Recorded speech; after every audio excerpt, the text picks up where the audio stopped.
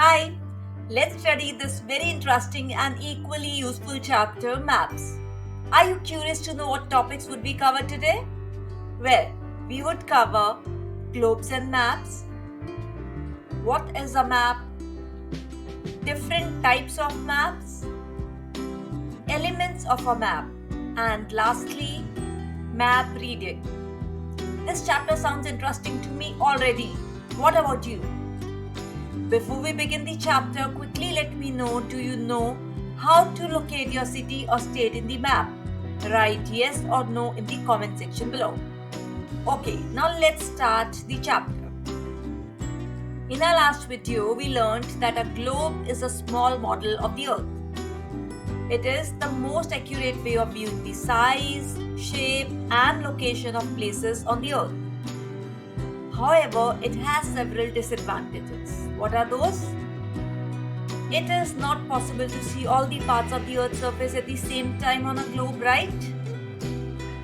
Also, a globe cannot show detailed information. To get detailed information, we will have to make huge globes. Such globes are difficult to make and use. And lastly, it is difficult to measure area or distances using a globe. Do you agree with these disadvantages of the globe? Let's quickly see the disadvantages once again before we see the solution to these problems. So, what were they? First, it is not possible to see all the parts of the Earth's surface at the same time. Second, it cannot show detailed information. Do you remember the third one? Oops, I forgot. Can you comment below and help me remember it, please? Also, do you think it is easy to carry a globe around? That is again a problem with globes, right? So, what's the solution? The solution is maps. We can use maps to study features on the Earth's surface instead of a globe. Now, let's see what is a map. Well, a map is a drawing of the Earth's surface or a part of it on a flat surface such as a sheet of paper. But when we try to represent the curved surface of the Earth on a flat surface, some errors or distortions occur. Please note, the larger the area covered by a map, the more errors it is likely to have. Think about it and let me know if you agree with it. That would mean that a map of our neighborhood can be drawn accurately as it covers a small area. Try drawing a map of the room that you are sitting in and share with your friends. It would be so much fun. And also, it would mean that a map of Asia or a map of the world will have errors because they cover very large areas. That's concerning, right? Well, the good thing is, people who make maps try to minimize the errors. Now, if I ask you, what do we call the science of making maps? Any guesses? You're right, it is called cartography. Can you guess since when is it being practiced? You would be surprised to know that it has been practiced for more than 8,000 years. Also, do you know that a Greek mathematician and geographer, Claudius Ptolemy, who lived in Egypt more than 2000 years ago, he created several maps of the world. I wonder how he did that because there were no satellites to help him with the maps at that time. Now let's see the next part, which is different types of maps. I'm sure you know at least two different types of maps. So hurry up, comment below and tell us.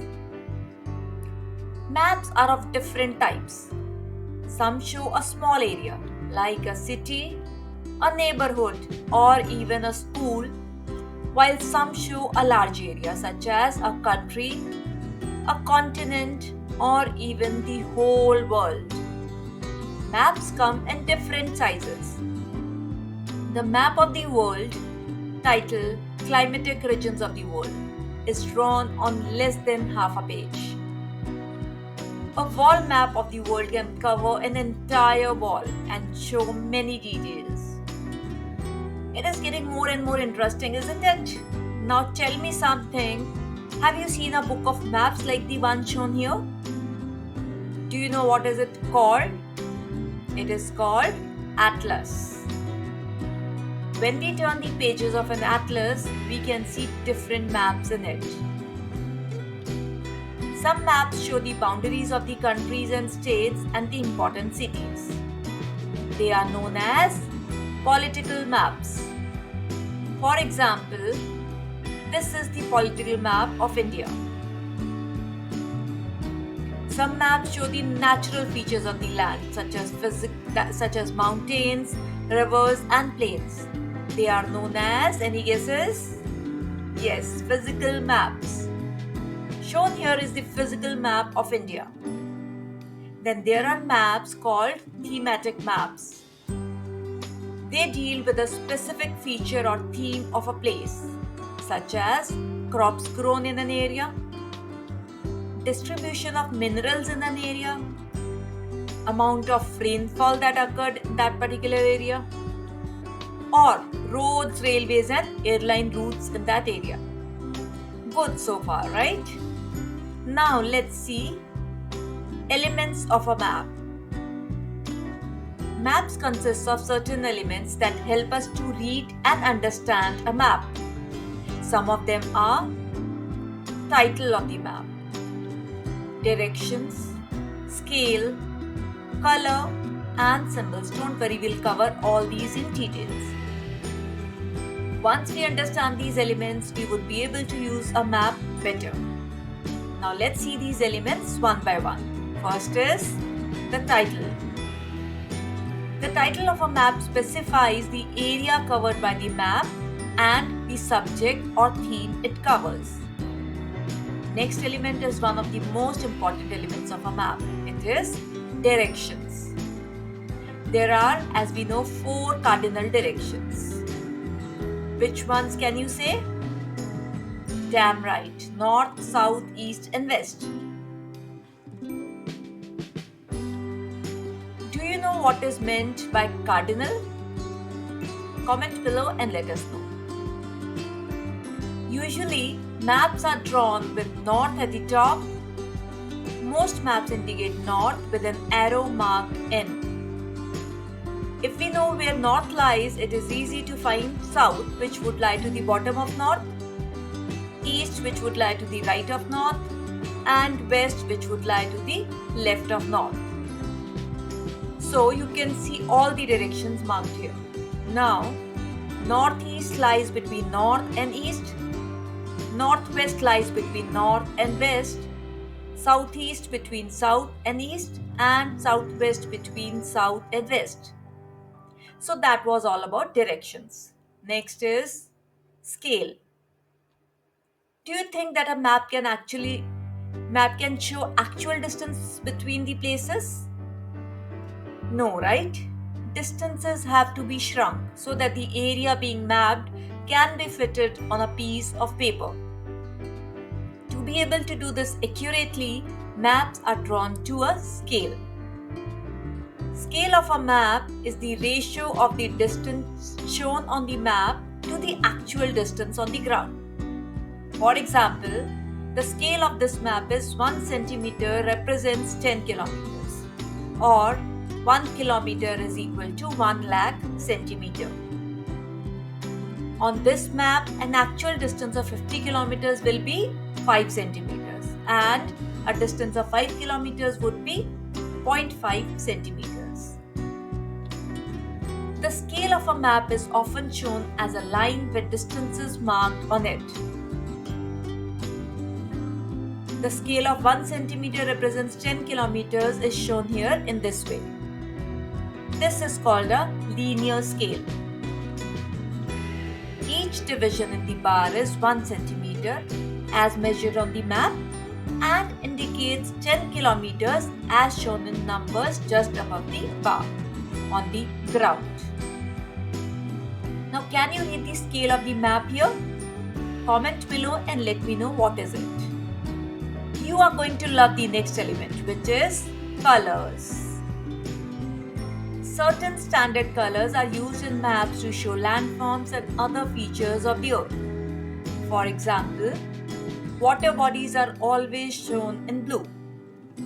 Deep blue shows deep waters, and light blue shows shallow waters. Mountains and highlands are shown in shades of brown and yellow. Dark brown shows high mountains, and shades of purple and white show the high peaks. Light brown shows lower mountains and hills. Yellow shows plateaus and deserts.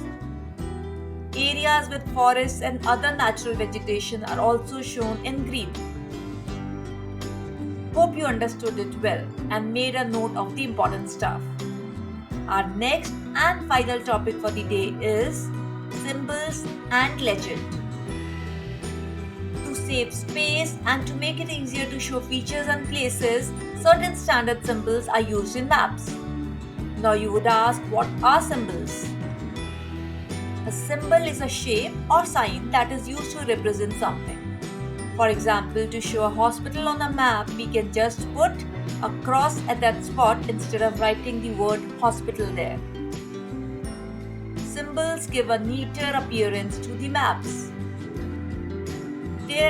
These are some of the standard symbols used in maps. Usually the symbols used in a map are explained in a box on the map. This box is known as a legend or a key. Colors used in maps are also explained in legends. Once we are familiar with these symbols and colors, understanding a map becomes even easier. Now do two things if you have not done it already. First, subscribe to the channel and hit the bell icon so that when we upload a new chapter, you are notified. Next, comment below your feedbacks and suggestions, and then hit the like button and let us know that you liked the video. Well, I hope you did. And also share it with your friends and classmates. And if you haven't realized till now, we just completed the chapter in just 12 minutes. Can you believe it? So, till we meet next, be kind, make healthier choices, and keep watching Isaac Kids. Have a great day. Bye bye.